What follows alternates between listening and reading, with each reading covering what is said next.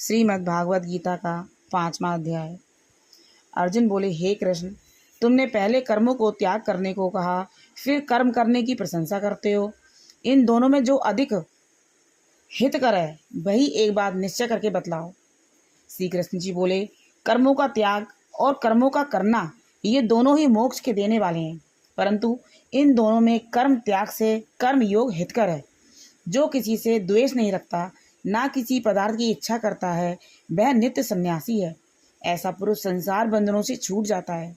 सांख्य और योग को मूर्ख लोग ही पृथक पृथक कहते हैं, पंडित नहीं कहते हैं।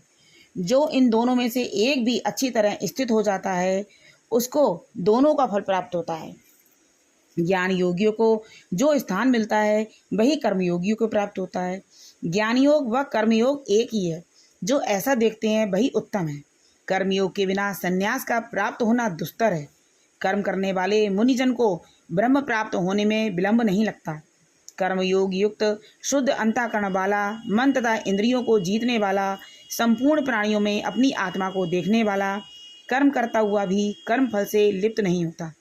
रोग युक्त तत्ववेत्ता पुरुष देखते, सुनते हैं, स्पर्श करते, सूंघते हैं, खाते व श्वास लेते हैं, तो भी यह मानते हैं कि मैं कुछ नहीं करता।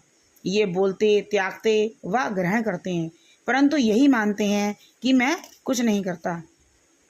यह बुद्धि धारण करते हैं कि इंद्रियां ही अपने अपने विषयों में वर्तती हैं। जो प्राणी ब्रह्म में अर्पण संग को त्याग कर कर्म करता है, वह पाप से लिप्त नहीं होता। योगी जन शरीर के, मन से, बुद्धि से तथा इंद्रियों को आसक्ति से रहित होकर आत्मशुद्धि के निमित्त कर्म करते हैं। योग युक्त पुरुष कर्म फल त्याग कर मोक्ष रूप शांति का लाभ करता है, और जो रोग रहित है वह कर्म की इच्छा के बंधन में पड़ जाता है। सब कर्मों को मन में त्याग कर प्राणी इसनव द्वार की देहपुरी रूपी पुरी में कुछ ना कुछ करता रहता हुआ है, ना कराता हुआ आनंद से रहता है। परमेश्वर किसी कर्म में प्रवृत्त नहीं करता, कर्म और कर्म फल को उत्पन्न नहीं करता, वे सब प्रवृत्ति द्वारा होते रहते हैं। परमेश्वर किसी के पुण्य तथा पाप को नहीं लेता। ज्ञान जो अज्ञान से आच्छादित है, उससे जीव मोह को प्राप्त हो जाते हैं, परंतु आत्मज्ञान के द्वारा जिनका अज्ञान नष्ट हो गया है, उनका वह आत्मज्ञान परमेश्वर के रूप को ऐसा भाषित करता है, जिस प्रकार सूर्य संपूर्ण संसार को प्रकाशित कर देता है। उसी परमात्मा में जिसकी बुद्धि स्थिर है, उसी में मन लगाते हैं, उसी में निष्ठा रखते हैं, और जो सदा उसी के ध्यान में लगे रहते हैं, उसी में निष्ठा रखते हैं और जो सदा उसी के ध्यान में लगे हैं। ज्ञान द्वारा जिसके सब पाप नष्ट हो गए हैं, वे इस संसार में नहीं जन्मते। विद्या और विनय से संपन्न ब्राह्मण में, गाय में, कुत्ता में और चांडाल में पंडित जन की दृष्टि समान रहती है। जिनके मन में इस तरह की समानता उत्पन्न हो गई है, उन्होंने इस लोक में जन्म मरण रूपी संसार को जीत लिया है। क्योंकि ब्रह्म निर्दोष और सर्वत्र समान है, इसलिए वे ब्रह्म को प्राप्त हो जाते हैं। जो प्रिय पदार्थ को पाकर प्रसन्न और अप्रिय को खाकर खिन्न नहीं होते, ऐसे स्थिर बुद्धि वाले मोहरहित ब्रह्मवेत्ता को ब्रह्म स्थिर जानो। बाहरी पदार्थों में जो चित्त को आसक्त नहीं होने देता, वही आत्म सुख का अनुभव करता है और ब्रह्म में अंतःकरणों को मिलाकर अक्षय सुख प्राप्त करता है। इंद्रियों के स्पर्श से जो भोग होते हैं, वे वस्तुतः सुखदायी होते हैं। उनका आदि भी है और अंत भी है। हे कौन्तेय, ज्ञानी लोग ऐसे भोगों में रत नहीं होते। शरीर छूटने के पहले जो मनुष्य काम और क्रोध के वेग को सहन करने में समर्थ होता है, वही योगी और सच्चा सुखी है। जो योगी आत्म सुख से सुखी, अंतरात्मा के आनंद से आनंदित और अंतर ज्योति से ही प्रकाशित है, वह ब्रह्म रूप होकर ब्रह्म निर्माण को प्राप्त होता है। पाप जिसके नष्ट हो गए हैं, कुबुद्धि दूर हो गई है, मन को जिन्होंने बस में कर लिया है, जीव मात्र का जो हित चाहते हैं, ऐसे योगी को ब्रह्म निर्माण प्राप्त होता है।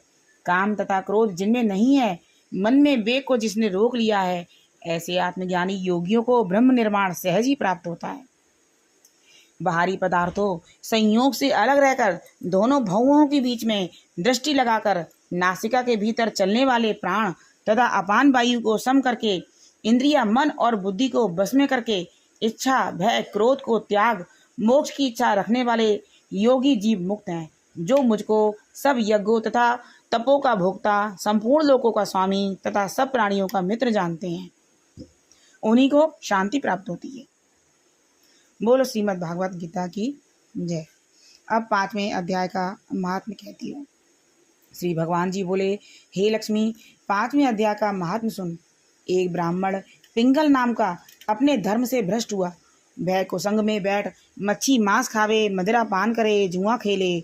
तब उस ब्राह्मण को भाईचारे में से छेक दिया गया। तब वह किसी और नगर में चला गया। दैव योग से वह पिंगल एक राजा के यहाँ नौकर हो गया। राजा के पास और लोगों की चुगली किया करे। जब बहुत दिन बीते तब वह धनवान हो गया। उसने अपना विवाह कर लिया, परंतु स्त्री व्यभिचारिणी आई। वह स्त्री को मारे। एक दिन उस स्त्री को बड़ी मार पड़ी। उस स्त्री ने दुखी होकर अपने भर्ता को विष दे दिया। वह ब्राह्मण मर गया। उस ब्राह्मण को ने गिद्ध का जन्म पाया। कुछ काल पीछे वह स्त्री भी मर गई। उसने तोती का जन्म पाया। जब वह एक तोती की स्त्री हुई तब वह एक तोते की स्त्री हुई। एक दिन उस तोती ने तोते से पूछा, तूने तोते का जन्म क्यों पाया? तब उस तोते ने कहा, हे तोती, मैं अपने पिछले जन्म की बात कहता हूँ। मैं पिछले जन्म में ब्राह्मण था, अपने गुरु की आज्ञा नहीं मानता था। मेरा गुरु बड़ा विद्वान था, उसके पास और विद्यार्थी रहते थे। जब गुरुजी किसी और विद्यार्थी को पढ़ावें तो मैं उनकी बातों में बोल पड़ता। कई बार हटकी, मैं माना नहीं। मुझको गुरुजी ने शाप दिया कि जा, तू तोते का जन्म पावेगा। इस कारण से तोते का जन्म पाया। अब तू कह, किस कारण से तोती हुई? उसने कहा, मैं पिछले जन्म में ब्राह्मणी थी। जब ब्याही आई तब भर्ता की आज्ञा नहीं मानती थी। भर्ता ने मुझे मारा। एक दिन मैंने भर्ता को विष दे दिया, वह मर गया। जब मेरी देह छूटी तो बड़े नरक में मुझे गिराया। कई नरक भुगतवा कर अब मेरा तोती का जन्म हुआ। तोते ने सुनकर कहा, तू बुरी है, जिस दिन मैंने भर्ता को विष दे दिया। तोती ने कहा कि नरकों के दुख तो मैंने भी सहे हैं, अब तो मैं तुझे भर्ता जानती हूँ। एक दिन वह तोती वन में बैठी थी। एक गिद्ध आया। तोती को उसी गिद्ध ने पहचाना। वह गिद्ध तोती को मारने चला। आगे तोती, पीछे गिद्ध। जाते जाते तोती एक शमशान भूमि में थक कर गिर पड़ी। वहाँ एक साधु का दाह हुआ था। साधु की खोपड़ी वर्षा के जल के साथ भरी पड़ी थी। वह उसमें गिरी। इतने में गिद्ध आया और तोती को मारने लगा। उसी खोपड़ी के जल के साथ उनकी देह धो गई और आपस में लड़ते लड़ते दोनों मर गए और अधम देह से छूटकर देवदेही पाई। विमान आए, तिन पर बैठकर बैकुंठ को गए। वह खोपड़ी एक साधु की थी जो गीता के 5वें अध्याय का पाठ करता था। वह परम पवित्र थी। उसके जल से दोनों पवित्र हो गए। जो प्राणी श्री गंगा जी का स्नान करके श्री गीता जी का पाठ करते हैं वे बैकुंठ को जाते हैं। बोलो श्रीमद् भागवत गीता की जय।